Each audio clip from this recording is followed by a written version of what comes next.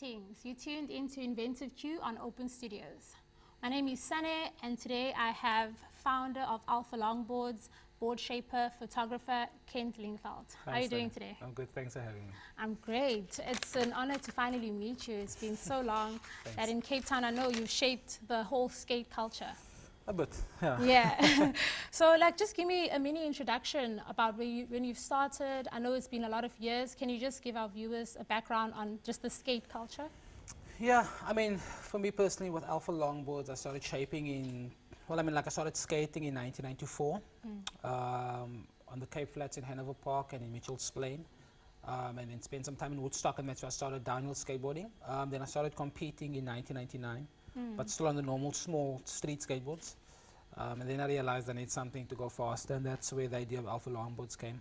And I just started kind of reinvented the wheel for myself, kind of figured it out, and then yeah, so it's 18 years later, still 18 years. Yeah. So you're telling me that you've never really explored any kind of career. You just really lived as a skater all your life, and you made that a value.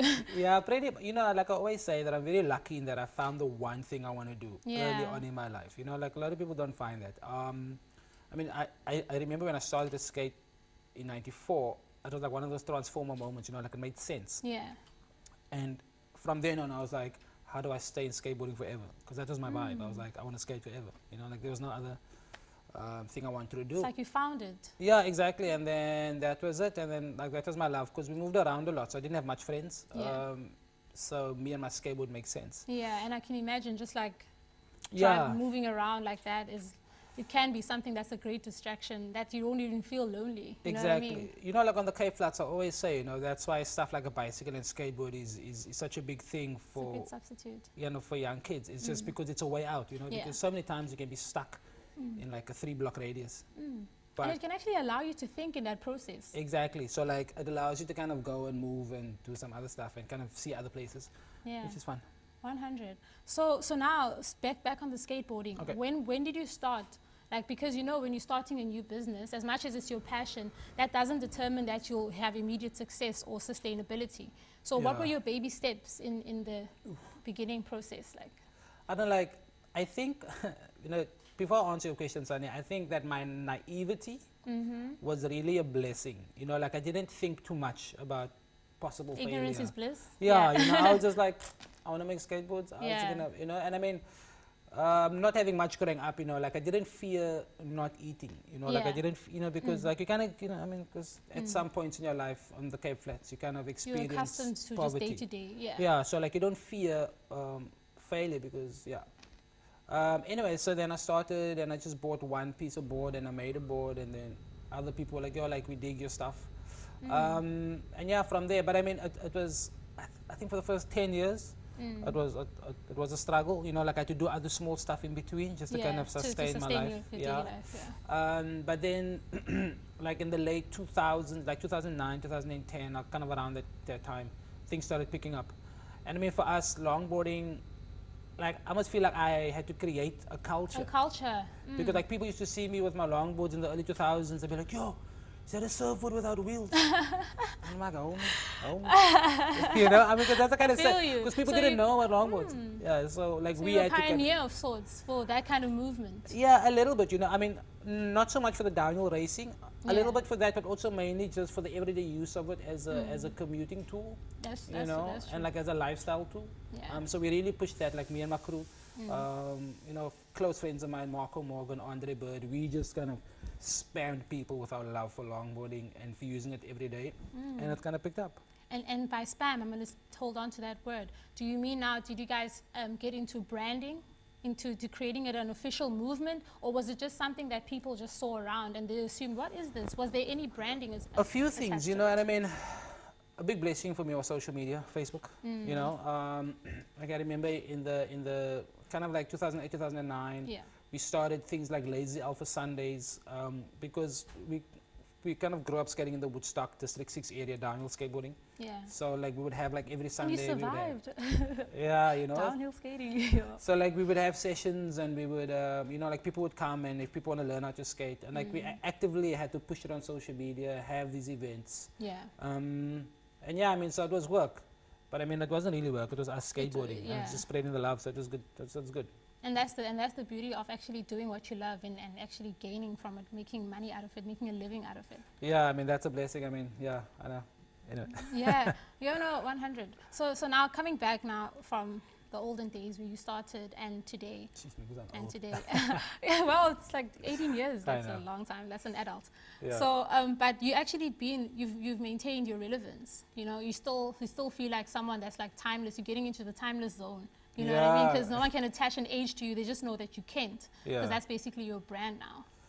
I must admit, you know, I mean, I really thought, and I mean, because like, you know, the nature of like the media and advertising in South Africa, you know, so like in my early 20s, I really thought, okay, cool. So like, I'm like this young black kid from the Cape Flats. So like the story kind of made sense, you know, and like it was exciting, you know, like being a new democracy. Yeah. And then I've been so lucky and blessed in that my stature has been maintained. I mean, partly on because I also do a lot of social media stuff and I put myself out there. But the fact that my story still remains relevant to people, you know. And I guess it's evolving with the times. Yeah, and I mean, it's crazy how like now I found, you know, like I used to get approached for certain like commercials, for example, like when I was in my 20s, but now I feel like it's a bit more, you know, like I just done this thing now with 3 Ships Whiskey, you know, like a very mature ad, you know. Like, and yeah, I don't know, it just keeps on going, and like I don't question it, I just say thanks. Yeah. And I guess also because I still regularly skate, Yeah. I That try. keeps you in tune and in touch, Yeah. and not out of tune. Yeah. Yeah, no, but it also makes me, you know, like people still consider me relevant because I still skate daily. Yes, 100. You know? So you're not talking about the old skate culture. Yeah. You've moved with it. Exactly, to yeah. what it is so like when today. I say something, people are like, okay, actually, he does still do events overseas. He does know what he's talking about. He knows Yeah. what's out there. Yeah. Wow. No, that's really great. I think you've given us a great foundation. I know we haven't really touched in depth, but I do kind of understand your walk to Yeah. where you are right now. And one thing that I've taken is your adaptability and how you evolve and move with the times, which is a key point for you viewers. So just after the break, we're going to get into more of the business Alpha Longboard and how it is that he's been sustaining and how he accesses the economy. So be back after the break.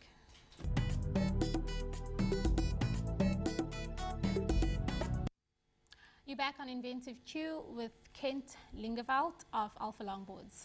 It's me, Sunny, again, and we'll just get into the conversation again about just how Alpha Longboards is what it is today. So I want to just get into, you know, your process that you've mentioned. You've been skating for 18 years, for 25 years, but in business as a board shaper for 18 years. At which year did you start Alpha Longboards? Which year did you become official, compliant on the business side now? Well, I mean, you know, I only actually registered quite late in my, I think I only registered in like 2013 or something. But I mean, I've been going since 2001, obviously. But yeah, you know, I mean, it's just also, you know, like I didn't study business, you know, like I didn't, for me it's just like this thing that I love doing. So, I mean, so for me, the whole business side of it was such an education, you know, like going to CIPC, registering the name, all that stuff, you know, like sitting down with my accountants and then like figuring all that stuff out, you know. But I always say, and it's such a blessing, is that we live in a society and economy that really promotes small business. You know, like for me, like it's been, and I mean, like it's easy enough to navigate if you do your homework. Yeah, you know, and like there's many people out there who want to help. So I mean, it's only registered in 2013. Like we've just done like years and years worth of tax and stuff now with my accountant, which is really good. It's just nice to kind of be open, you know. Yeah. Because I find so many times we think that we can kind of dodge the man. Yeah, but I mean, like the man's the not out man to is get there. us. So Yeah, like it's just out there to help us, you know. And I mean, it doesn't cost us much. So it's been really blessing functioning my business because I speak to so many of my friends in Europe and other parts of the world who run their own businesses. And I mean, like the tax kind of stuff that they have to deal with and all those kind of things, like the compliance issues. Like we have it easy. Yeah, but now you're speaking of having an accountant. But before you got to that point, it's like, what was it? When was the first time you started molding, like, or maybe, I'm speaking mainly on the business acumen. Yeah. You know, when did you start venturing into that? You know, I'm trying to speak from someone, for example, who's a board shaper. I do know a few people that are board shapers, but they're doing it for their friends, you know what I mean? So when they're getting into the actual business of things, when was that first step before you even get the accountant or you know, after registering, Yeah. what was your process? Did you need capital first for maybe a studio, or I mean, you know, I mean, because like the first 10 years, I mean, because I think also that's why like it took so long to kind of get the paperwork and stuff sorted. I mean, not that I was trying to dodge it, but I was just, you know, like it was really a struggle, you know, like for the Yeah. first 10 years, because I started with nothing. yeah? So like to kind of get, you know, like it's much easier when you're starting with like a capital injection. So yours was a build-up of your savings. Yeah, so like you make one board, you sell it, you buy enough food for 2 more boards. You know, Yeah. like it was that kind of thing. There was no like, Big chunk yeah, lump there was sum. no, it was all just me. I'm like, okay, cool. So I need to sacrifice that so I can buy some materials to make boards.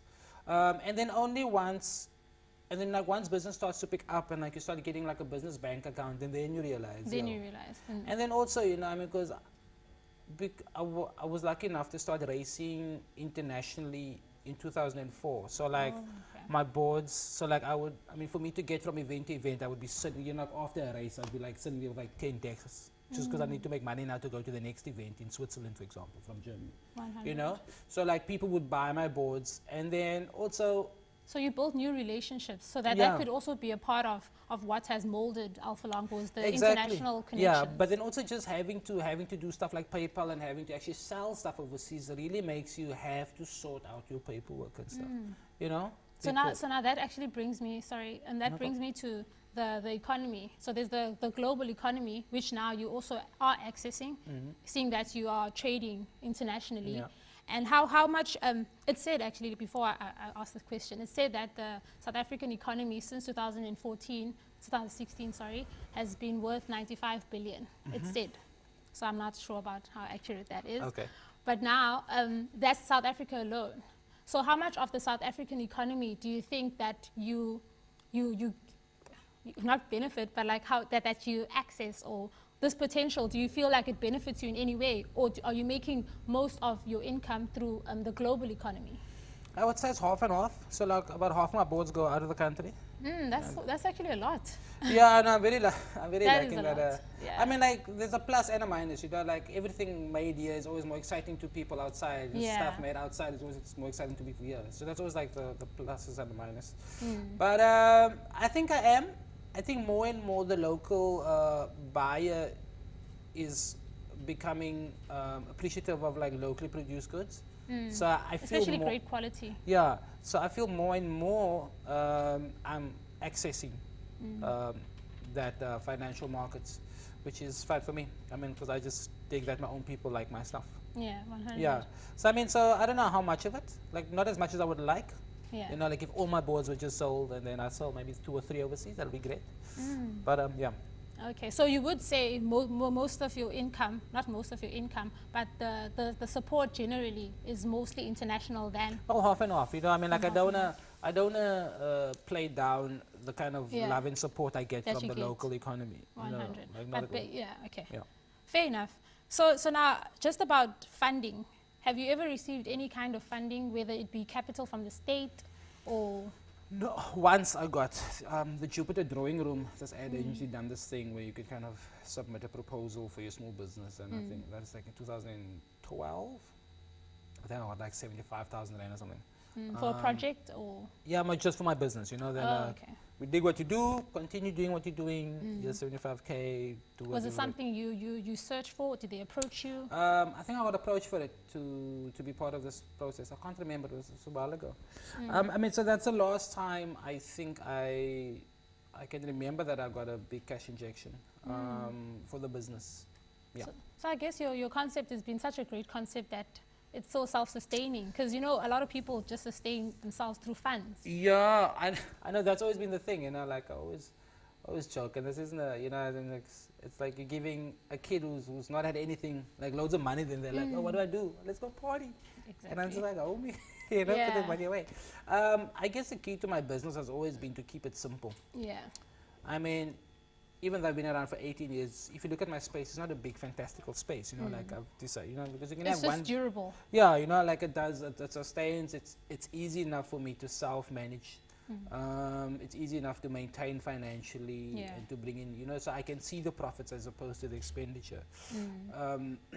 So yeah, so it's just that, and like that's always been a key, is just to keep it simple. Yeah, no, 100. No, I think it's just great, just witnessing a business, especially in Cape Town, a creative business that's just self-sustaining, especially from a person of color. So I think that was a good, how can I say, example for people out there to see that it's not always taking the route of getting funding and getting your concept saturated. You could actually be a successful creative entrepreneur on your own. So after the break, we'll just speak to Kent about relationships and how they've affected his career thus far. So stay tuned. You're back on Inventive Q with Sunny, and I still have in studio Kent Lingeveldt of Alpha Longboards. All right, Kent, so the conversation has been very great and meaty, especially about your personal business experience. And just before the break, we spoke about how your business has really been a sustaining concept. It's been a great concept that it didn't really need that much support. It sold itself, you know. And also with marketing and anything, I feel like you didn't even need to push it that much. People will just find you as much as you do. I know you do. Yeah. Because I follow you. So I just want to speak mainly on the business now, the business acumen. Like how much of that do you maintain yourself after all these years? Because you know people will come with a concept and they'll hire people and they no longer do anything anymore. Yeah. Are you still actively shaping boards, bookkeeping, social media, photography? You know, so like the everyday stuff, like, I mean, obviously, like, I'm not an accountant, so like I have to get other people to do that stuff. But I always say, you know, like board shaping for me and skateboarding is my world away from the world. So for me, once I let people into that world and like the world comes into my world, then I feel like where am I gonna run to? You know? And I mean, like a lot of people almost took offense to it, you know, like so many people, oh, like show me this, and I can spend some time, and I'm like, you know, I mean, even like I get home and like I've just spent 8 hours on my own shaping boards quietly, and then like I get home and then like my family's like, da, da, da, da, da, da. And then they like talk to us, and I'm just like, and that's your can piece. I just ease into like, you know, because I've been quiet all the time. And I mean, it's not their fault or my fault, it's just how it is. So a lot of it is me, so like I shape alone. Shape alone? Yeah, so I still shape every single board. Wow. It's a plus and a minus, but it's more of a plus because the way the story is and like how the brand has evolved, people still want a board shaped by Kent Lingeveldt. That's the thing, and you want to maintain that integrity. And and I mean, like I'm so OCD about these things because it's not a generic trade, you know, like it's not anybody can do it. So like you must really know the nuances of board shaping and like what you do affects the board. And in all this time you've been shaping, you've never really had someone that you've no, it's because a personal thing. I mean, it's your art. Yeah, you know, like I've toyed with this idea, but I always feel like it's going to be so counterproductive because I'm still going to stand over them and watch what they're doing. You know, I can understand. And I mean, like and like Alpha Longboard is something that I've birthed out of my own, you know. So it's like I'm very like sensitive about my brand. So a lot of that, but then where it does come in working with other people is outsourcing to artists. Okay. So like I work with a very amazing group of artists, guys like... You mean like visual artists now? Yeah, they do artwork on boards. I've just dropped a collab with Kaylin Carolison. Kaylin Carr, she's a Cape Flats based artist. I work with Atang Tsikari, Dion Kibido, you know, all these amazing people conform the graffiti artists from Mitchell's Plain. So that's where it comes in. Because so do you take them for residential periods or? No, because they all have their own studios. Okay. So then like, you know, I mean. Projects. Yeah, so like I'm very lucky that I grew up in Mitchell's Plain and around these people, so I can call these amazing current artists friends. Yeah. I'm like, yo, just do a board for me quickly, man. You know, like I have this exhibition coming up. And then we do a board. Or a board series. I mean, so that's where the collab comes in. But board shaping, it's all me. So you know? Alpha Longboards is still 100% you. Yeah, pretty much. Which is really great. So now speaking on that, I'm gonna get into relationships. So how much of the relationships that you've built, like how hard is it to maintain? Because I know from experience that, you know, when you're so caught up with a lot of things, some people handle it differently. Yeah. And because when you are running a business, I can imagine that you need your head to be clear at all times, so that the information can flow, everything, and you can still maintain yourself, your daily life, family. So how is it that you maintain the relationship that you've had, and were there relationships you had to let go of because they weren't moving as taking you where do you want you to go? You know, it's so funny. I looked at social media now the other day. It sent me this like thing of like my friends, and I realized I've been hanging out with the same 5 people for the last 15 years. And it's the small circle. You know, 5. that's the thing. It's like I've got this small, like, amazing circle of friends. As I said, guys like Marco, Andre, Clayton, Jermaine. Those are like my crew. So like whenever we go out, that's my crew. Same. My wife completely loves what I do. Yeah. My family loves what I do. So I get a lot of support there. And yes, you know, like there have been times when I just feel, and I mean, and like I always say, it's not as if there's something wrong with someone and that's why I don't want to be with you or like spend time with you. It's just, we just don't work together, you know? It's just not happening for that. And I mean, also as a father and as a husband and as a self-employed person, you're like, my time is very precious. That's the thing. You know, like I drop my kid in the morning, I go pick her up again at kindergarten, and like in that time, I need to run a brand. That's you know? that's why I'm worried. Like, how is it? How do you maintain? Do you just like speak to people and just once and just like let them like you know? It's so hard. And I mean like there's a way, you know, like you'd be like, yo, listen, you're homie, like please understand. And I mean, I will try to make time for you when I can. Or like if possible, and I mean like not only because I can get something out of you, but also just because, you know, like it's nice, you know. But I also find the mistake I used to make as a businessman and as a self-employed businessman is you always try to make people like you know, people are like, oh, like I need a board. I'm like, okay, cool, you're gonna get it in 3 days. That's I can understand. I can relate to that. I just realized I'm just like, you're burning yourself out. There's other businesses that operate like mine where you have to wait for 6 months for a board. Why am I rushing it? So and just, you know, and like that's stress on me, because stress on my family. Like I don't have time to just hang out with people. So I've also just learned to kind of pace myself. And like my clientele will wait. You know, like they got lucky with me being like 3-4 days you can have your board. You know, and then I end up rushing my artists, and then like the word we put out is mediocre. And I'm like, but I mean, it's things that you've got to learn. Exactly. Pace. Yeah, you know, like that's the thing. And I mean, also like you also need to. And I mean, I know that I'm dwelling on this topic a lot, but a big thing and a big mistake I made starting my business was being arrogant. I mean, like I started just out of my teens, and like you know, like so, like you still kind of like I know it all, you know. And what I do regret is that I didn't listen to a lot of people who wanted to give me advice, because now I try and do the same thing with like young entrepreneurs, and they're like, no. And I'm just like, oh man, I'm just trying to prevent you from making 10 years worth of mistakes that I made. You know what I'm saying? Yeah, I feel. And I mean, like it's and like these are expensive mistakes. Yes. So yeah, so I always try and be more open to listening to people, and then also just kind of like having the retail section of my store means that I have to be approachable. You know. Because skateboarders aren't the most sociable people. Yes. No. I mean, they're always on the move. I can relate to that. Yeah. But I mean, we just got like a few seconds left. Yeah, but I just wanted you to maybe just mention if you have any inclusive work that you do, initiatives. So maybe some people can just have a check on your website and see what you've done. Just have a check on my website. I used to do this groups of mentoring kids from the Woodstock area. But that's kind of taken a backseat now because I've become a dad and like my kids are young, so I kind of focus on that. Yes. You know, but I do feel that itch for me to kind of get involved again.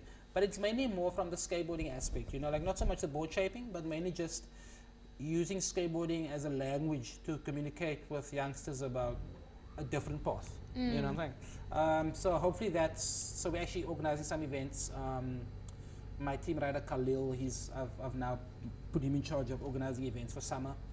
Kind of get the kids a bit more involved in skateboarding. And where can we get that information? You can probably just check on my website eventually. On Instagram, we'll kind of start touching on those kind of things. But there will be like a special tab for like what do we do. All right. So if you want to check out all that Ken's been up to, future initiatives, or perhaps copper board, find him on alphalongboards.com or on his social media at alphalongboards for Facebook and Instagram. I really appreciate having you. Thanks for having me. Great chat. Thank you so much. No worries.